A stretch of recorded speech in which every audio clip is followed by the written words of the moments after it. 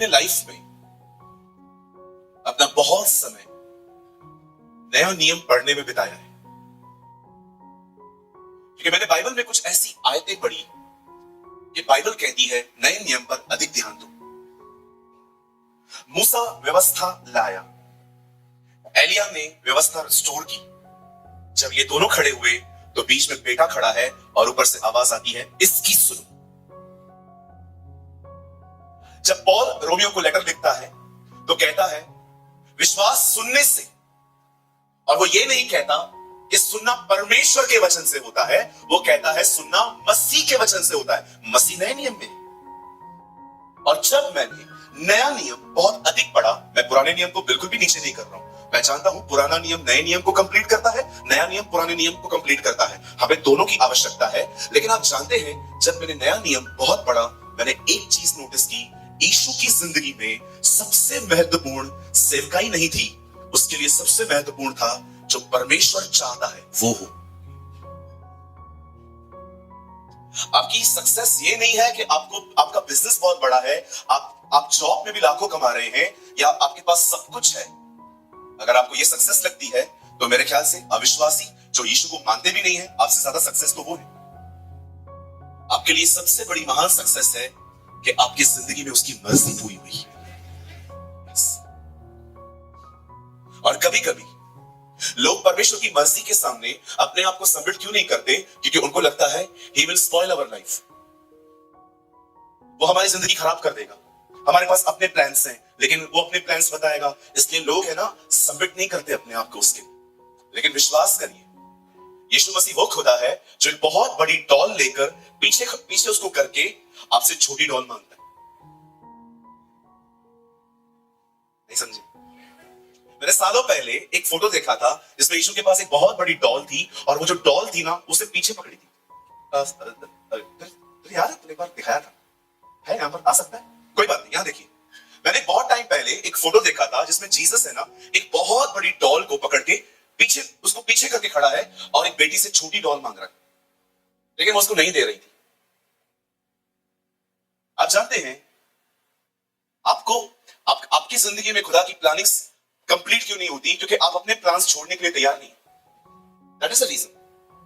आपको लगता है he will spoil our life, बोलेगा ये बंद कर दे, वो बंद कर दे, ये बंद कर दे, वो बंद कर दे, इसको ये बंद कर दे, ये बिजनेस खत्म कर दे, ये जॉब छोड़ दे, ये कर दे। पर आपको ये नहीं पता, अगर वो आपको कुछ खत्म करने के लिए कहे ना, मतलब उसके पास आपके लिए एक नई शुरुआत है। यस, 100%। मैं आप में से हर एक को बताना चाहता हूं, जब परमेश्वर आपको कुछ करने के लिए कहे, कुछ खत्म करने के लिए कहे, कर दो, क्योंकि याद रखो उसके पास आपके लिए एक नई शुरुआत है। याद रखिए, अगर वो कहता है ना ये दरवाजा बंद कर, आप समझ जाना कोई और दरवाजा वो खोल देगा। याद रखिए। और कभी कभी तो पता है वो क्या करता है? वो कहता है सामने जा, दरवाजे को पुश कर, क्योंकि वो लॉक नहीं है, इससे तेरे पुश करने की जरूरत है। हर वो दरवाजा जो बंद है जरूरी नहीं है वो लॉक है, वो आपके पुश का वेट कर रहा है। मैं आप में से हर एक को कहना चाहता हूं, ड्रॉप योर प्लान्स। जब मैं नया था, मैं प्रभु के सामने रोता था कि ये मेरी मर्जियां हैं, ये मेरी इच्छाएं हैं, पूरा कर। लेकिन जब मैं मैच्योर बना, अब मैं इसलिए आंसू बहाता हूं कि मेरी इच्छा पूरी नहीं होनी चाहिए, अपनी इच्छा पूरी कर। See this. Just trust me, I have a better for you, but I love this. ये तो कुछ समझ में आ रहा है। You have good, but you miss the best. एक कहावत है, good is the enemy of best. आप जो कर रहे हैं वो अच्छा है, लेकिन वो जो करेगा वो उत्तम है, वो उत्तम है। मुझे ये बहुत अच्छा लगता है। सबसे अच्छा तो मुझे ये लगता है कि इसमें एक डॉटर ली गई है। तो ये पास वाले को, बेटियां बड़ी बरकत वाली होती हैं। हाँ, बोलिए बाजू को, भाई लोगों को तो पहले बोलना चाहिए। कई अपने पास वाले को बेटियां बड़ी बरकतें ले आती हैं। ये हमारा इंडियन कल्चर है। जब बेटी पैदा होती है तो लोग कहते हैं, ये कुड़कुड़ाने का नया तरीका है। आपने कभी दिनेश भाई की लड़की देखी?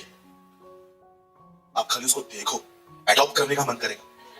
लेकिन 2 दिन रखने के बाद आप वापस कर दोगे। बड़ी नटखट लड़की है। उसकी बेटी में एक खूबसूरत बात पता है क्या है? उसका फेस। और उसके बाद सबसे ज्यादा खूबसूरत किसी के पास भी चली जाती है। कई बार मैं देखता हूं मेरे डैडी के पास बैठी रहती है, उसका मीटिंग खराब करती है। कई बार मैं देखता हूं कि किसी और के साथ बैठी रहती है। मैं कभी कभी दिनेश को कई बार बोलता हूं, तेरी बेटी है ना, तेरी बरकत है। और वो भी बहुत प्यार करता है उसको। मेरे घर पे कॉल करेगा, वाइफ के बारे में पूछे ना पूछे, लेकिन बेटी के बारे में जरूर पूछेगा। असल आपको कैसे पता चला? क्योंकि मेरे साथ ही रहता है। दिनेश, क्या आप ये मानते हो बेटियां बरकत होती है? यस, बेटियां बड़ी आशीष लेके आती है।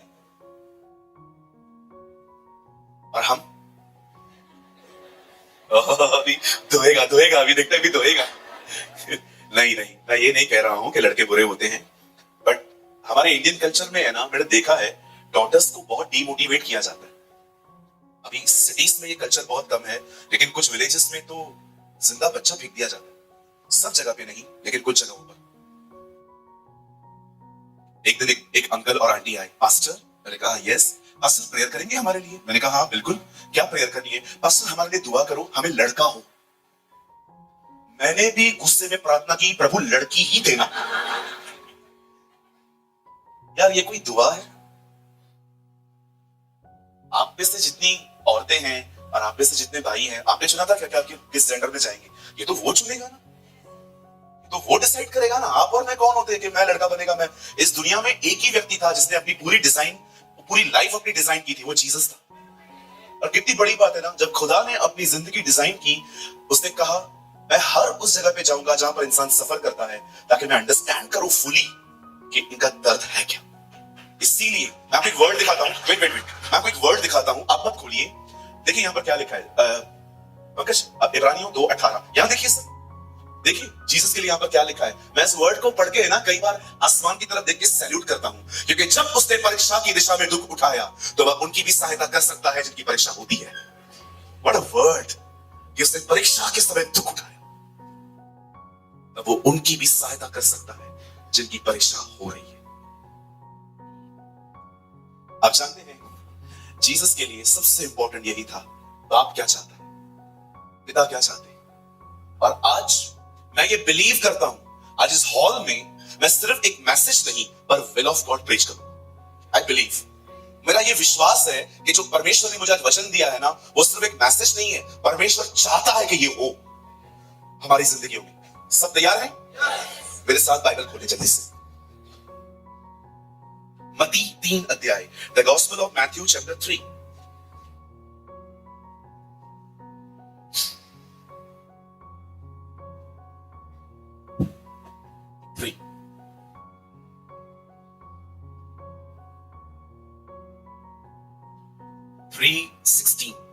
मत्ती 300, मत्ती की इंजील तीसरा भाग। और यीशु बपतिस्मा लेकर तुरंत पानी में से ऊपर आया। एक बढ़िया देखिए पहले, यीशु की उम्र क्या है?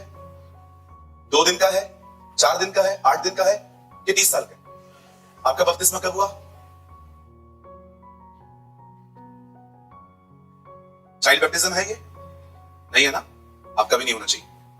और यीशु बपतिस्मा लेकर तुरंत पानी में से ऊपर आया। कहां गया था? ग्रेट। उसके लिए आकाश खुल गया। ये हमारे लिए नहीं हुआ है। एक ने कहा मुझे बपतिस्मा चाहिए, आप दोगे? मैंने कहा जब ये नाम लिखवाओगे दे देंगे। उन्होंने कहा नहीं, मुझे इजराइल में बपतिस्मा चाहिए, यरदन में बपतिस्मा चाहिए। मैंने कहा ब्रदर मेरे पास इतना पैसा नहीं है, मैं इजराइल के जाने के लिए वीजा निकालूंगा, टिकट निकालूंगा। उसकी फिक्र नहीं करनी है, मैं निकालूंगा। मैंने कहा मैं चलता हूं, लेकिन एक बात तय है, आपके लिए ऊपर से आवाज नहीं आएगी। उल्टा खुदा ऊपर से कह सकता है मैं तुझसे बड़ा परेशान हूं। क्योंकि कुछ लोगों को लगता है हम लोग उधर ही खड़े रहेंगे जहां यीशु खड़ा था, तो हमारे ऊपर भी आवाज आएगी। ऐसा नहीं होता है जी। उसके लिए आवाज इसलिए आई क्योंकि सच में खुदा को उसने खुश किया था। आमीन। और उसने परमेश्वर की आत्मा को कबूतर के नाई उतरते और अपने ऊपर आते देखा। हाँ 17 भाई। और देखो यह आकाशवाणी हुई, यह मेरा प्रिय पुत्र है जिससे मैं अत्यंत प्रसन्न हूं। आमीन। खुदा तू हमारे लिए भी ये कह पाए, तू हमारे लिए भी ये कह पाए। आइए सब सामने देखें। आइए लिखना बंद कीजिए, सामने देखिए। लिखने जैसा कुछ भी नहीं है आज, सब सीखने जैसा है। पहले आइए सामने देखिए। हाँ, जो लोग भी ऐसे ऐसे बैठते हैं मीटिंग में, ठीक है, एनासन लेके बैठने का नेक्स्ट टाइम आइए सब सामने देखें। यस, अटेंशन बहुत जरूरी है, स्ट्रेट बैठना बहुत जरूरी है। वेरी गुड, टांगे नीचे करके बैठिए। सिर्फ दोबारा कह रहा हूं, आप घर में नहीं है, आज आप बैठेंगे, कल और भी बैठेंगे, फिर एक दिन मेरे को भी बैठना पड़ेगा। ओके, कहिए चर्च पास वाले को, कहिए अनुशासन बहुत जरूरी है। एक बार पूना में हमने मीटिंग की थी, एक भाई बैठा था मीटिंग में ऐसे सीट पे, मेरा मन कर रहा था मैं सामने जाके कहूं सर पॉपकॉर्न, समोसा, चाय कुछ भी है तो आप मुझे बता सकते हैं, हम आपको लेके दे देंगे, आप एंजॉय भी करो, मीटिंग भी सुनो। बाइबल कहती है क्या खाने पीने के लिए तुम्हें तुम्हारे घर नहीं है? इट मींस आप घर जैसे चाहे बिहेव करिए, आपका घर है, वो रिलैक्स होने की जगह है। लेकिन जब आप चर्च में आए तो आप एक पब्लिक प्लेस पर हैं, जहां पर आपका फोन बंद होना चाहिए, आप स्ट्रेट होने चाहिए, आपके पास बाइबल होनी चाहिए और आपका कॉन्सेंट्रेट इनका इधर और इनका इधर होना चाहिए, नहीं ना, सामने होना चाहिए। Wonderful, God bless you. कितने लोग चाह रहे हैं कि मैं ये बातें रिपीट करूं?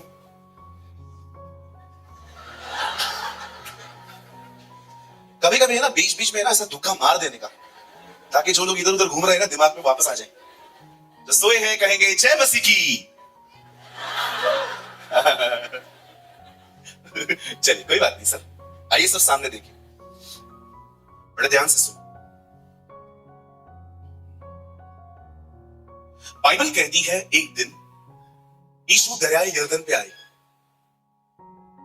और परमेश्वर का वचन कहता है वो अपने कजिन के पास जाते हैं, चचेरे भाई के पास, और उससे कहते हैं मुझे बपतिस्मा दे। बपतिस्मा क्या है? कुछ लोगों को लगता है बपतिस्मा जो है वो इसलिए लिया जाता है ताकि पापों की क्षमा हो सके, और मैं आपको बताना चाहता हूं बपतिस्मा का पापों की क्षमा से कोई लेन देन ही नहीं है। आपके बपतिस्मा से पहले ही पाप माफ हो जाते हैं यीशु के लहू से।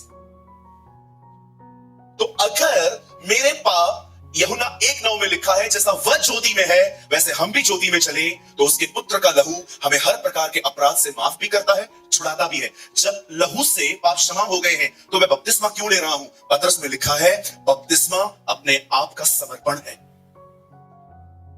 बपतिस्मा एक समर्पण है, क्योंकि यीशु अगर बपतिस्मा ले रहा है इस थ्योरी के साथ कि पाप माफ होंगे, तो यीशु ने तो कभी कोई पाप किया ही नहीं था। जानते हो जब एक व्यक्ति पानी में अंदर जाता है तो उसका मतलब क्या है? वो अपनी मृत्यु को स्वीकार रहा है, क्योंकि रोमियो के 6 अध्याय में लिखा है क्या तुम नहीं जानते कि तुम में से जितनों ने बपतिस्मा लिया है उतनों ने उसकी मृत्यु का बपतिस्मा लिया है। जो व्यक्ति पानी में जाता है, बाहर आता है, उसने डिसीजन लिया है कि वो आज के बाद अपने लिए नहीं जिएगा, वो अपने लिए मरेगा और खुदा के लिए जिएगा। कहां मरना है? आपको फिजिकली नहीं मरना है, आपको मरना है अपनी सेल्फ लाइफ, एक ऐसी जिंदगी जो स्वार्थ और लस्ट और गंदगी से अगर भरी पड़ी है। तो आज से आप ये निर्णय लें जब आप बपतिस्मा ले रहे थे कि प्रभु नहीं, मैं आज के बाद ये नहीं करूंगा। और याद रखिए जब आप ऐसा करेंगे यही समर्पण है। कुछ लोगों को लगता है बपतिस्मा का मात्र मतलब होता है पापों की क्षमा। सर, पापों की क्षमा आपको उसी दिन मिल जाती है जिस दिन आप ईमानदारी से अपने पापों को मान लेते हो, पर बपतिस्मा एक समर्पण है। पतरस में लिखा है ये सिर्फ शरीर की मैल दूर करना नहीं, परंतु अपने आप को परमेश्वर के वश में कर देना। That's baptism. जिस आदमी ने बपतिस्मा लिया है उसने डिसाइड किया है वो तंबाकू नहीं खाएगा, चाहे तकलीफ हो तो हो। जब तकलीफ हो खुदा के पास जाओ, उसे कहो मुझे नहीं चाहिए, मुझे हो रहा है ये डिजायर, मुझे खाना है, मेरा मन कर रहा है, लेकिन मुझे नहीं चाहिए। और याद रखना जब एक इंसान अपने आप में मरने के लिए इस तरह तैयार होता है वहीं पर अनुग्रह आता है। जिन्होंने बपतिस्मा लिया है वो गॉसिप्स नहीं कर सकते, जिन्होंने बपतिस्मा लिया है वो शराब नहीं पी सकते, जिन्होंने बपतिस्मा लिया है अगर पैसा लिया है किसी के साथ वापस कर दो उसका। अगर आपने बपतिस्मा लिया है आप अफेयर में जिंदगी नहीं जी सकते। Understand the meaning of baptism, understand the meaning of baptism. क्योंकि कुछ लोगों ने मजाक किया है बपतिस्मा के साथ, क्योंकि उनको टीचिंग ही नहीं मिली है। टीचिंग क्या मिली है? बपतिस्मा लो स्वर्ग जाओ। यीशु ने कभी इस तरह लोगों को तैयार नहीं किया था कि जो स्वर्ग जाना चाहता है वो बपतिस्मा ले। हालेलुया। अब यीशु ने वहां पर बपतिस्मा लिया और वहां पर बाइबल कहती है आवाज आई, He is my beloved son, with him I am well pleased। यह मेरा प्रिय पुत्र है जिससे मैं अति प्रसन्न हूं। एक चमत्कार भी अब तक मेंशन नहीं है बाइबल में इससे पहले। आप जानते हैं यीशु ने पानी को दाखरस सेवकाई जो ओके मैं अच्छे से एक्सप्लेन करता हूं। यीशु ने पानी को दाखरस अपने बपतिस्मा के बाद बनाया है। यीशु ने लाजर को बपतिस्मा के बाद जिंदा किया। यीशु ने तूफान को बपतिस्मा के बाद शांत किया है। मछली में से सिक्का उससे बपतिस्मा के बाद निकाला है। तो ऐसा बपतिस्मा से पहले क्या कर दिया कि आवाज आई, यह मेरा प्रिय पुत्र है, मैं जिससे खुश हूं। किस चीज से पिता खुश हुआ? क्योंकि सेवकाई तो अभी शुरू हुई है। पता है उसने पिता को कैसे प्रसन्न किया? आज्ञा पालन से। 12 साल की उम्र में वो ऐसे डिबेट कर रहा था लोगों से कि लोग उसको जवाब नहीं दे पा रहे थे। वो 12 साल की उम्र में ही सेवकाई के लिए तैयार था। जरा सोचो, 18 साल पिता ने एक व्यक्ति को तैयार होने के बाद भी बिठा के रखा था। क्या आज्ञा पालन है! What a obedience! कि मैं कर सकता हूं पर मैं नहीं करूंगा क्योंकि अब तक पिता ने नहीं कहा है। यही काम तो उसने शैतान के साथ किया। शैतान ने कहा पत्थर को रोटी बना। उसने क्या कहा? मनुष्य रोटी नहीं, परमेश्वर के मुंह से निकले गए वचन से जिएगा। जीसस आप क्या कहना चाहते हो? मैं ये कहना चाह रहा था, मैं पत्थर को रोटी और शैतान तुझे पत्थर बना सकता हूं, पर मैं ये नहीं कर सकता अभी, या मैं ये अभी नहीं करूंगा। क्यों? क्योंकि मैंने अब तक ये बाप से नहीं सुना है। जब वो कहेगा तब करूंगा। It was the life of Jesus. कितने लोग हैं जो अपनी मैरिज, कुछ लोन निकालना है, कुछ बड़े बड़े डिसीजंस लेने से पहले उसके पास जाते हैं और उससे कहते हैं बात कर मुझसे कि मुझे क्या करना है। कहीं ऐसा तो नहीं है सब कुछ करके उसको कहते हो आशीष दे? जब अब्राहम ने देखा कि बेटा नहीं आ रहा है, उसने इश्माइल पैदा करके खुदा को कहा तूने तो नहीं दिया है, अब मैं लाया हूं, इसे ब्लेस कर। यहां देखिए, प्रभु से प्रार्थना करें, मेहरबानी करके उसकी मदद न करें।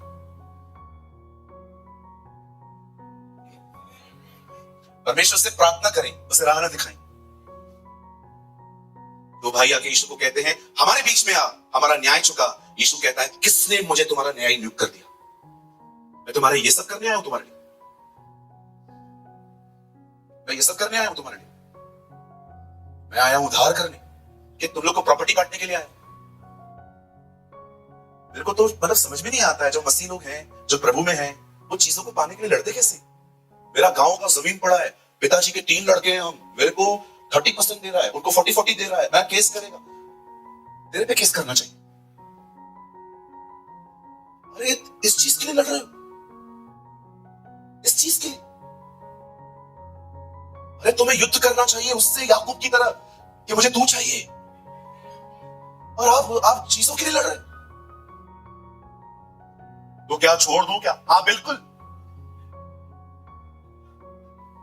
एक ही को समझ में आ रहा है।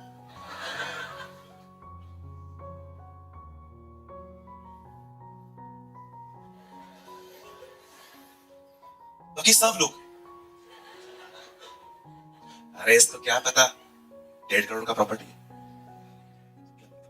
इसका तो घर बार है नहीं, सारा दिन घूमता रहता है। अरे माँ बाप नहीं होते ना, फ्लैट बेच के चर्च को दे देता। बूढ़े माँ बाप है, वो नहीं होते ना, जगह बेच के चर्च को दे देता, क्योंकि सब गवर्नमेंट लेके जाएगी बाद में, इससे अच्छा चर्च ले ले मेरी।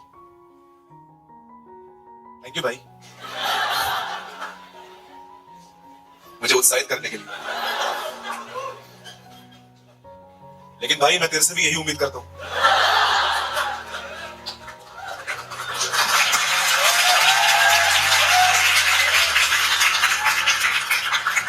क्या लेके जाएंगे यार? क्या लेके जाओगे मुझे बताओ, क्या लेके जाओ? आईफोन 16 प्रो मैक्स लेके जाओगे? कुछ नहीं मिलेगा, कुछ नहीं ले जा सकते। It's a bitter truth. किस चीज में मन लगा के रखा है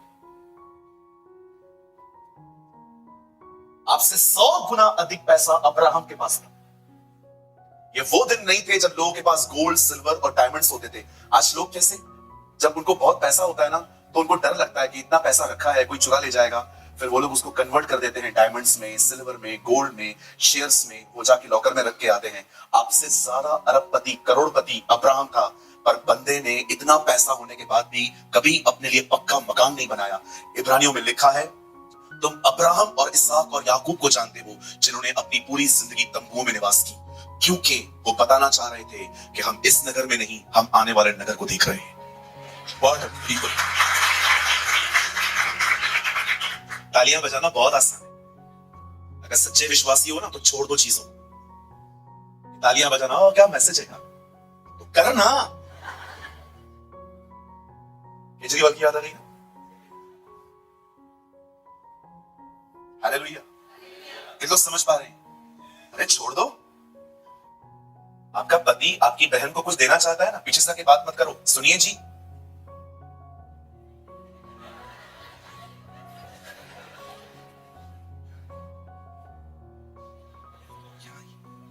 आइए आइए, सब उसको दे दोगे, हम तो हैं ही भिखारी। मेरे बच्चे भीख मांगेंगे सिग्नल पे, है ना? सब अपनी बहन को दे दो।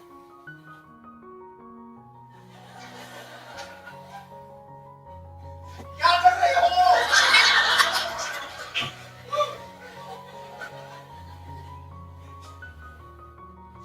रुको, गुस्सा उतारा नहीं अभी। सब दे रहे हो उसको और आप आहिस्ते बोल। क्या आहिस्ते बोल? चल थोड़ा और पीछे चलते हैं। बैठ जाइए मेरे भाई, सॉरी। प्रॉपर्टी के लिए लड़ रहे हो? अरे उसको बोलो, तू जो करना चाहता है कर। मैं 10 साल से तेरे साथ में हूं, वो बेटी तो तेरे साथ 40 साल से रह रही थी। Do it. अरे दुआएं लगेंगी आपको, बरकतें मिलेंगी आपको, आशीषें मिलेंगी आपको। देखे देखो, जो लेता है वो अच्छा खाता है, जो देता है वो अच्छा सोता है।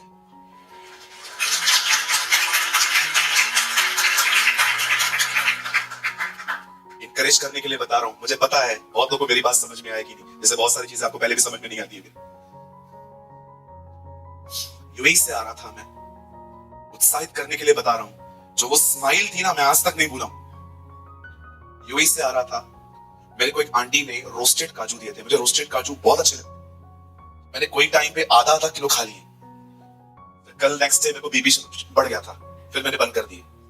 मुझे 2 किलो किसी ने यूएई के ओरिजिनल इतने बड़े बड़े काजू दिए। मैं आ रहा था, मुझे एक भाई लेने के लिए आए एयरपोर्ट पे। मैंने अपना लगेज रखा, मैं आगे बैठा और मैं जैसे आगे बढ़ा, मैंने एक बच्चों का ग्रुप देखा सिग्नल पे। मुझे लग रहा था जो कपड़े उन्होंने पहने हैं ना, मुझे लगता है वो 3-4 महीनों से उन्होंने उतारे नहीं थे। तो ऐसे एक बच्चा मजाक मजाक में मेरे पास आके ऐसे कांच को उससे जोर जोर से खटखटाया। तो मैंने इशारों में उसको कहा। मैं बहुत थका हुआ था। तो उसके बाद है ना, जब मैंने उसको ये कहा ना मैं पैसे नहीं दूंगा, तो उसने इशारे में कहा। मुझे लगा yes, he is a real needy. आपने देखा है कुछ लोग पैसे मांगते हैं ना, दो तो चले जाते हैं, लेकिन कुछ लोग है ना इतने भूखे होते हैं, वो कहते दे दो हम खा लें। तो आई थॉट, मुझे विचार आया, मैंने सोचा काजू पड़े।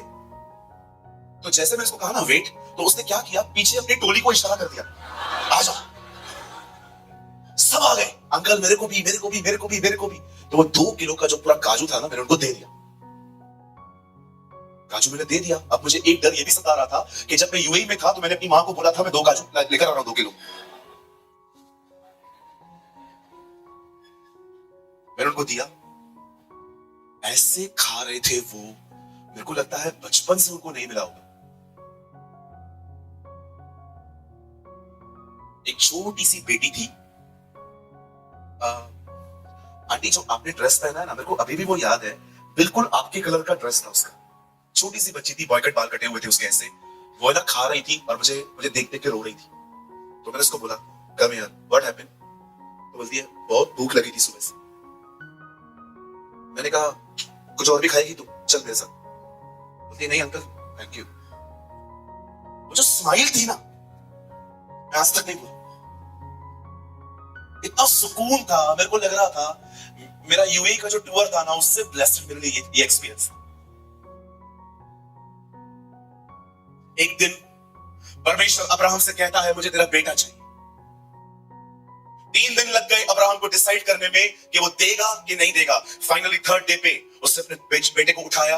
मैं कभी कभी सोचता हूं सारा ने उससे पूछा नहीं होगा कहां ले जा रहा है तुझसे, ये खुदा का है, खुदा ने मांगा है, मुझे मत रोक।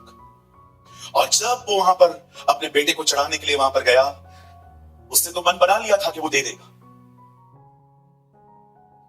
और उसी के वंश का एक व्यक्ति 2000 साल के बाद इस पृथ्वी पर आता है, उसका नाम था जक्कई। और जैसे वो यीशु से मिलता है, वो अपना सब कुछ देने के लिए तैयार हो गया। और यीशु कहता है, देखो ये अब्राहम की संतान है। अब्राहम की संतान सिर्फ वो नहीं है जो यीशु पर विश्वास करते हैं, अब्राहम की संतान वो है जो देते हैं। गिवर्स। किसी को प्रेयर दो, किसी को इंकरेज करो, किसी को वर्ड दो, किसी की आवश्यकता पूरी करो, किसी की नीड बन के जाओ, किसके लिए ब्लेसिंग बनो। हे अब्राहम, तुझे आशीष दूंगा और आशीष बनाऊंगा। अब्राहम की आशीष यही तो है कि पहले आशीष बनो और फिर किसी के लिए आशीष बन जाओ। That is the blessing of Abraham. Abraham की ब्लेसिंग आजकल प्रचारक बताते हैं, वो अमीर था, आप भी अमीर बनोगे। अरे अंतिम दिनों में अगर परमेश्वर किसे धनी करेगा तो किसी पर्पस से करेगा, किसी रीजन से करेगा। वो आपके ऐश आराम के लिए पैसे नहीं देगा आपको, सिर्फ कि आप घूमते रहो, फिरते रहो, लेविश लाइफस्टाइल जियो। वो आपको अगर इन दिनों में बरकत दे रहा है तो उससे पूछो कि वो आपको क्यों दे रहा है, क्योंकि अंतिम दिनों में परमेश्वर किसी को भी धनी बनाएगा तो किसी वजह से बनाएगा। धनी लोगों को बहुत तकलीफ होती होगी। मतलब क्या हमारा ले जाएगा, मेहनत तो हम नहीं किया है ना। Be a giver. क्या तुमने नहीं पढ़ा, लेने से देना बना है। जो लेता है ना वो तो ब्लेसेड है, जो देता है वो उससे अधिक ब्लेसेड है। हालेलुया। आप जानते हैं, मेरी बाइबल कहती है, परमेश्वर का वचन बताता है, जब यीशु बपतिस्मा लेकर ऊपर आते हैं, उनके लिए आवाज आती है, यह मेरा प्रिय पुत्र है जिससे मैं प्रसन्न हूं। क्यों आ रही है? क्योंकि उसने खुदा की खुशी के लिए जिंदगी बिताई थी। अब मेरा सवाल यह है, पवित्र आत्मा कबूतर की नाई क्यों उतरा? आपके घर में कभी कबूतर आए ना, उसको भगाना है ना, बहुत अच्छा तरीका बताता हूं। आपको आवाज भी नहीं निकालनी है, सिर्फ उसके सामने जाओ और ऐसे करो, भाग जाएगा। आवाज उसको इरिटेट करता है, उसको इरिटेट करता है आवाज। वो जेंटल बर्ड है। डव साबुन से नहाने से कुछ नहीं होगा, डव को समझो। पास्टर, मैं सच्चा विश्वासी हूं, नहाता भी डव से हूं।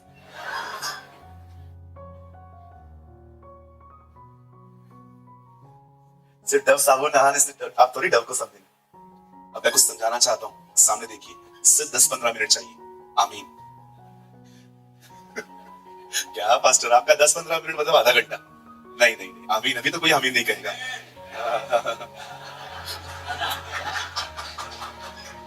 वो मेरा भाई किधर गया? वो मेरा भाई किधर गया जो मुझे बीच बीच में उत्साहित कर रहा था? भैया हाथ उठाइए ना। हाँ यार, थैंक यू। तू हर सभा में आया कर यार, मुझसे भाड़ा ले लिया कर। कोई तो है जो मुझे सुनता है। आइए सामने देखिए,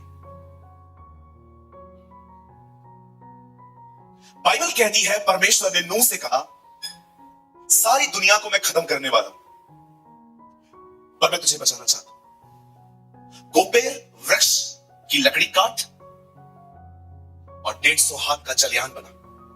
इंच टेप नहीं होती थी उन दिनों में, हाथों से लोग नापते थे।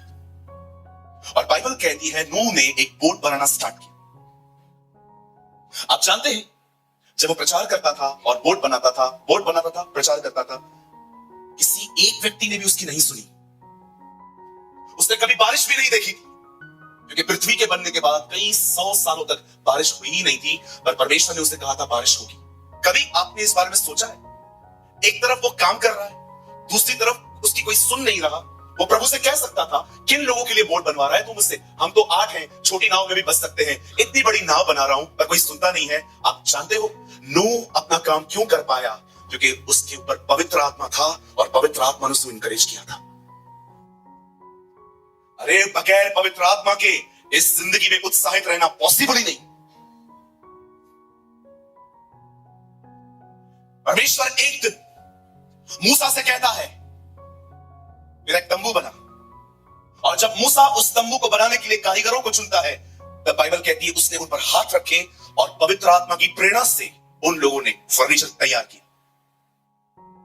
जब दाऊद गोलियत के सामने खड़ा हुआ, सारी इस्राएल डर रही थी, पर दाऊद ने कहा किसी को डरने की और घबराने की जरूरत नहीं है, मैं जाऊंगा, मैं लड़ूंगा, ताकि आज सबको दिखा दूं कि इस्राएल में एक परमेश्वर है। किसने उस आदमी को इतनी boldness the? It's Holi spirit. किसने नूह को जहाज बनाने में मदद की? It's Holi spirit. किसने फर्नीचर बनाने में मूसा के कारीगरों की सहायता की? होली स्पिरिट। जब एलिया अकेला खड़ा था पूरी इजराइल के सामने से, और इतने बड़े पॉलिटिशियन से उसने पंगा लिया, अहाब से, 3.5 साल तक बारिश नहीं होगी, ये किसकी प्रेरणा से उसने कहा? पवित्र आत्मा, होली स्पिरिट। आप जानते हैं 100 साल की उम्र में परमेश्वर ने अब्राहम को संतान दी, सारा 90 की थी। किसने उसकी कोख को खोल दिया? होली स्पिरिट। किसने इस दुनिया को बनाया? पवित्र आत्मा ने। प्रार्थना वो करवाता है। हम में से कोई नहीं जानता कि प्रार्थना कैसे करनी है, परंतु पवित्र आत्मा हमारे अंदर आहें भर भर के, जो बयां से बाहर है, पवित्र लोगों के लिए प्रार्थनाएं करता है। प्रार्थना वो करना सिखाता है, बाइबल वो समझाता है। अन्य भाषा का वरदान उसका है, नव वरदान उसके हैं, फल पवित्र आत्मा के। पर कभी आपने इस बारे में सोचा, जो पवित्र आत्मा इन लोगों की मदद करता था, उन्हें बोल्ड बनाता था, उन्हें बुद्धि देता था, उन्हें समझ देता था, वो आज हम में से कुछ लोगों को क्यों नहीं देता? उसका कारण पता है क्या है? वो हमारे जिंदगियों में शोकित है, वो ग्रीव्ड है, वो दुखी है आप में से कुछ लोगों से, इसीलिए वो आपको नहीं दे पा रहा जो वो इनको देता था। ग्रीव का मतलब समझते हैं? शोकित। ग्रीव, उसे दुख पहुंचा है। पता है रीजन क्या है दुख पहुंचने का? क्योंकि आप उसके हिसाब से नहीं, अपने शरीर के अनुसार चल रहे हैं। परमेश्वर आदम से कहता है, जिस दिन तू ये फल खाएगा उसी दिन तू मरेगा। और नए नियम में पौलुस कहता है, अब जो शरीर के अनुसार जिएंगे वे मरेंगे। आप जानते हैं यहां पर वो कबूतर की नाई क्यों दिखाई दिया? पंकज एक मिनट पीछे जाइए जल्दी से। और आत्मा को कबूतर की नाई, जानते हो उसे कबूतर की नाई क्यों कहा गया? क्योंकि वो बहुत सेंसिटिव है। सेंसिटिव समझते हैं आप लोग? इसे हिंदी में क्या कहेंगे? नाजुक। वो बहुत नाजुक। मैं ये कहूंगा, आप उसे हर्ट कर सकते हो, आप उसे ठेस पहुंचा सकते हो। आप जानते हैं आज ये महान पवित्र आत्मा लोगों की सहायता क्यों नहीं कर रहा?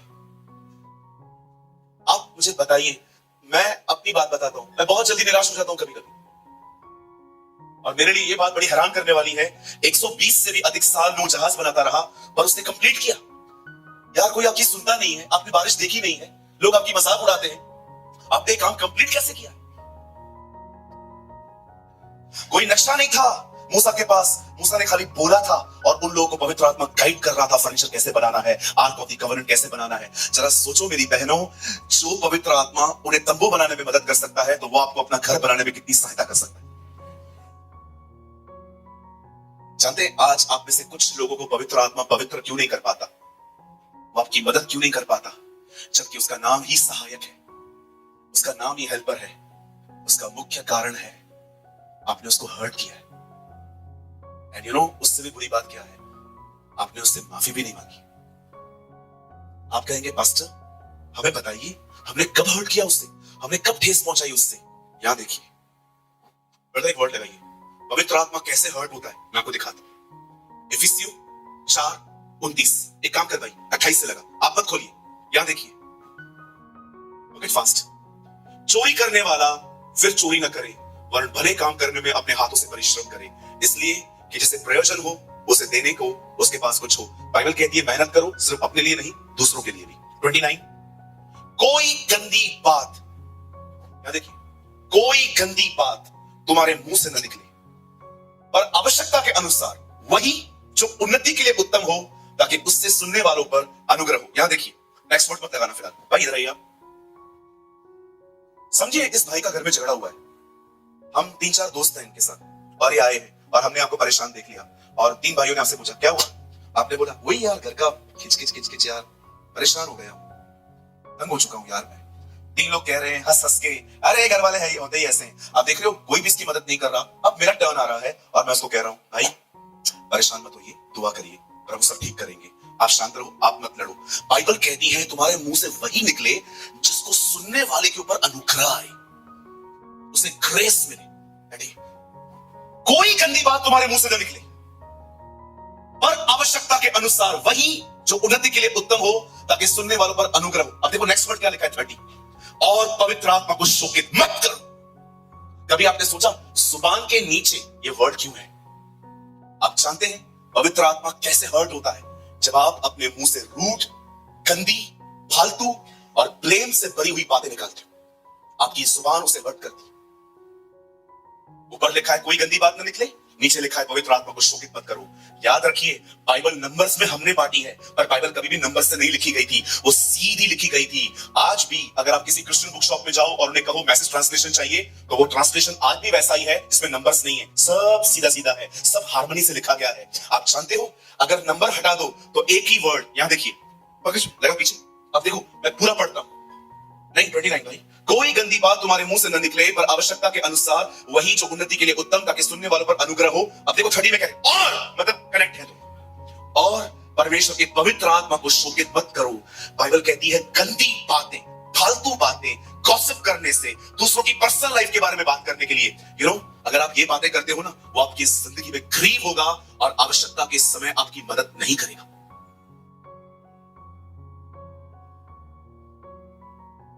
डिसिप्लिन टंग से स्टार्ट होता है। याकूब में लिखा है जो जुबान को वश में कर सकता है वही पूरी देह को वश में कर सकता है। आज मैं आप में से, आज ये पूरा हॉल फुल है, मैं आपसे पूछना चाहता हूं, मुझे बताएं कैसी है आपकी जुबान? क्या बोलते रहते हैं आप? किसके बारे में बात कर रहे हैं इन दिनों में आप? किसके जाने की खुशी मना रहे हैं आप? किसके आने का गम है आपके पास? आप जानते हैं इन दिनों में हम मसीहों को सबसे अधिक कौन सी प्रार्थना करनी चाहिए? ये नहीं कि सरकारी नौकरी मिले, ये नहीं कि चार माले पे रह रहा हूं अब 18 माले पे घर चाहिए। हमें ये प्रार्थना नहीं करनी चाहिए सबसे पहले कि हमारे पास और महंगी गाड़ियां हो और लेविश लाइफस्टाइल हो। आप जानते हैं आप में से हर एक को इन दिनों में ये प्रार्थना करनी चाहिए, आपको और मुझे, कि परमेश्वर हमारे दिलों को शुद्ध करे, क्योंकि जो हमारे हृदय में रहेगा वही हमारे मुंह पे आएगा। अगर हमारे हृदय शुद्ध हो गए, हमारी जुबानें भी शुद्ध हो जाएंगी।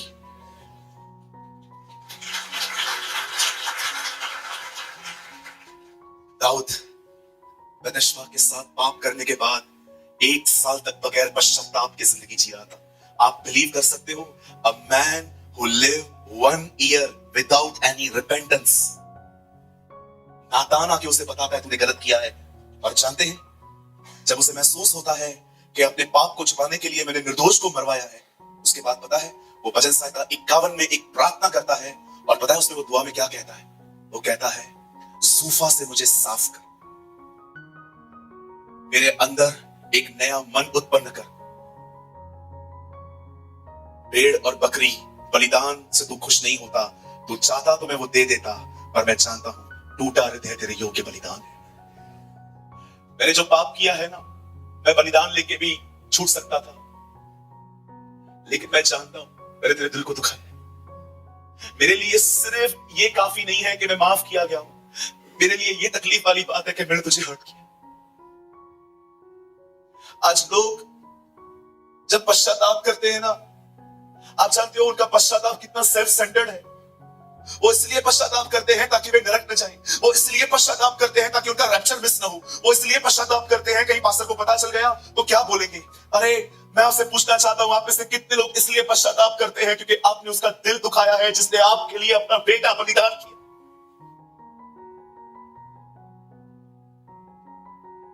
आदम नंगा था, he was naked, छुपा हुआ था। उसे अंदाजा भी नहीं था कि खुदा के साथ उसका रिश्ता खत्म हो चुका है। उसे दुख था कि वो नंगा है। पर यीशु को देखिए, जब पिता ने उसे क्रूस पर छोड़ दिया क्योंकि सारे पाप उस पर आ गए थे, उसने ये नहीं कहा हे परमेश्वर मैं नंगा हूं, उसने कहा हे परमेश्वर तूने मुझे क्यों छोड़ दिया। यीशु को कोई फर्क नहीं पड़ा कि वो नंगा है, उसे फर्क पड़ा पिता ने क्यों छोड़ा। How self centred we are. मेरी दुआ है इस 2025 के इस महीने में आप उसके लिए जिए, आप उसकी खुशी के लिए जिए। आप जानते हैं, विश्वास कीजिए, विश्वास कीजिए, आपकी जुबानों के कारण आज पवित्र आत्मा आपकी मदद नहीं कर पा रहा, क्योंकि आपकी जुबान कैंची की तरह चलती है। आपकी जुबान से आप बुराइयां करते, निंदाएं करते, एक घर की बात दूसरे घरों में बताते। कभी आपने सोचा है जिस व्यक्ति से मैं 30-35 मिनट फोन पे बात कर रहा हूं, मेरा विषय क्या है? आप जानते हो मैं बहुत बोरिंग पर्सन, मैं मजाक नहीं कर रहा हूं, आप मेरे साथ एक दिन भी नहीं काट पाओ। Very boring person. आप आओगे ना, मैं आपसे पूछूंगा कैसे हो, आप बोलोगे अच्छा हूं। परिवार में सब ठीक है? हाँ सब ठीक है। स्पिरिचुअल लाइफ कैसा है? ठीक है। और इनकम ऑफ सोर्स सब ठीक है ना भाई? सब अच्छा है ना? हो गया ना? मेरा जितना पूछना था पूछ लिया। मेरे को है ना ये वर्ड बोलने नहीं आता है, और बता। इवन आप उससे जितनी बात करोगे ना, आपको उतना ही जवाब दो। आपको पता है कौन से लोग आपको बहुत पसंद आते हैं? जो आपकी चिट चैट में आपका साथ दे, जो आपकी बकवास बातों में आपका साथ दे, जिसको आप कहो कि और बता, और वो आपको पूरा भारत से लेके इंडोनेशिया तक सब बताए क्या क्या हो रहा है। मैं कभी कभी सोच नहीं पाता हूं आप लोगों के पास इतना मसाला आता किधर से। हमारे पास विषय ही नहीं होता। रात को गाड़ी में बैठे हैं ये लोग, 11 बजे हम सोए हैं, सुबह 8 बजे उठे हैं, वहां से औरंगाबाद हम 8 बजे पहुंचे, फिर 8 से लेके हम लोग 12-1-2 बजे हम लोग पुणे में पहुंचे। 6 घंटे में किसी ने किसी से बात ही नहीं की। वो अपने साथ प्रभु में लगा हुआ था, वो अपना काम कर रहा था, कोई सोया था, मैं आगे बैठ के अपने चर्च का काम कर रहा था। मुझे पसंद है ऐसी संगतियां जहां पर लोग अपने लक्ष्य की तरफ भागते।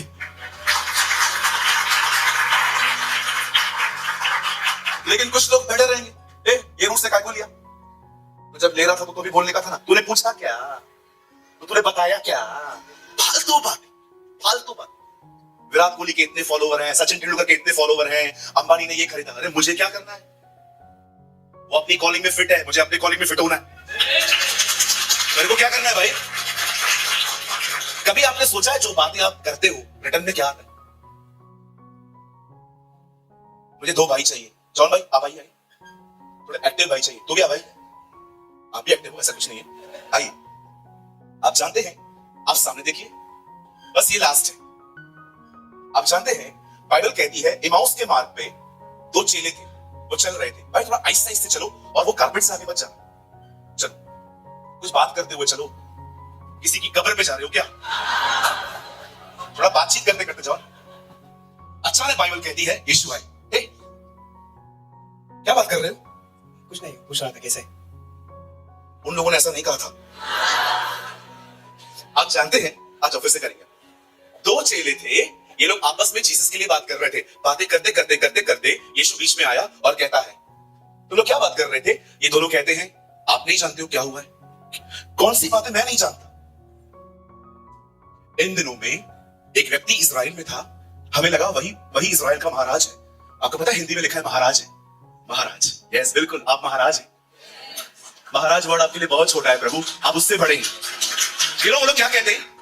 क्या आप नहीं जानते? ये ऐसी सी बातें हैं। तब यीशु कहता है, कौन सी बातें? मैं नहीं जानता। तब ये सारी बातें यीशु को बताते हैं, और तब यीशु को कहता है, हे निर्बुद्धियों, हे अविश्वासियों, क्या तुमने वचन संहिता, नबियों के ग्रंथों में यह नहीं पढ़ा कि मसीह का मरना और जी उठना नियुक्त है, और उसके बाद वो अपनी महिमा में प्रवेश करेगा? खड़े हो जाओ। मैं प्रभु से कह रहा था, इतने सारे लोग चलते थे, आप इन दोनों के बीच में क्यों आए? सिंपल, मेरे लिए बात कर रहे थे इसलिए आए।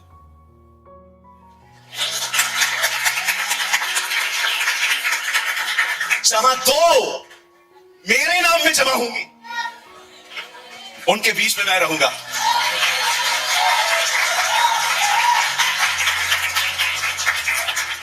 आप चाहते हैं यीशु आपके घर में आए, आप चाहते हैं यीशु आपकी नौकरी में आए, आप चाहते हैं यीशु आपके बिजनेस में आए, आप चाहते हैं यीशु आपकी पर्सनल लाइफ में आए।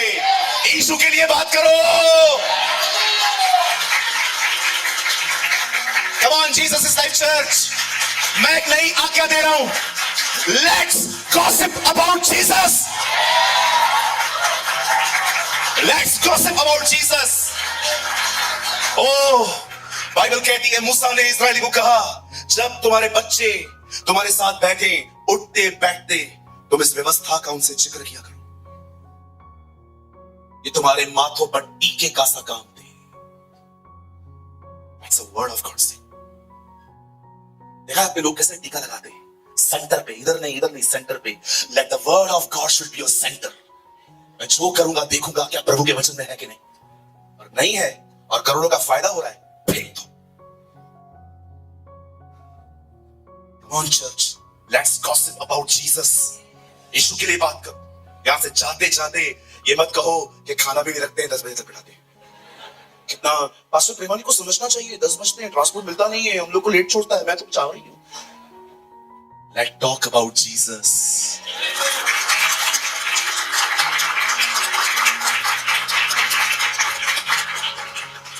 मैं ये विश्वास करता हूं जिस परमेश्वर ने नूह को बोल्ड बनाया वो हमें भी बोल्ड बनाएगा। मैं ये विश्वास करता हूं जिस खुदा ने यह जिकल को दर्शन और सपनों के द्वारा बातें की वो हमें भी अपने दर्शन और सपने देगा। मैं विश्वास करता हूं जिस पवित्र आत्मा ने पौलुस को 9 वरदानों से नवाजा वो सेम पवित्र आत्मा हमें भी नए नए वरदानों से नवाजेगा।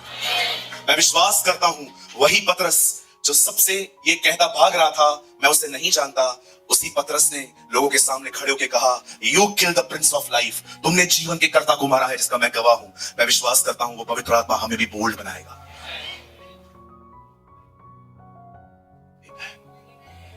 उसे शोकित करना बंद करो, उससे बात करो। यीशु ने नहीं कहा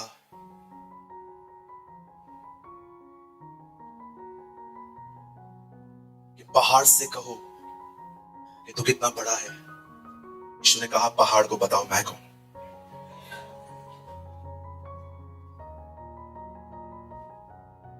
आपको पता है आपका पहाड़ क्यों नहीं उखड़ता इन दिनों में? क्यों नहीं उखड़ता बताओ? क्योंकि आप अपने पहाड़ से बात नहीं करते, आप अपने पहाड़ के बारे में बात करते हैं। Yes, that is the reason। हम क्या कर रहे हैं पता है? हम पहाड़ से बात नहीं कर रहे हैं, हम पहाड़ के बारे में बात कर रहे हैं। ये बीमार है, ये गरीब है, इसको तकलीफ है, ये है, ये है, इसको कहते हैं पहाड़ के विषय में बात करना। यीशु ने नहीं कहा पहाड़ के विषय में बात करो, यीशु ने कहा पहाड़ से बात करो मेरे बारे में। उसे बताओ तू कितना भी बड़ा है, एक है जो सबसे बड़ा है।